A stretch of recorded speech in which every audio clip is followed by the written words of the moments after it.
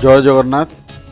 आज के चंदन कुमार पात्र भाई तांको पुअर जन्मदिन पाई तांको सह परिवार से कार्य व्यस्तता बाहर थिबार से आसी पारलेनी किंतु आश्रम रे तांको पुअर माँ बापा माने केमती भलरे खुशी रे तांको पुओ को आशीर्वाद देवे से से आर्थिक राशि देइचंदी आश्रम को 5,000 टका पठेइचंदी।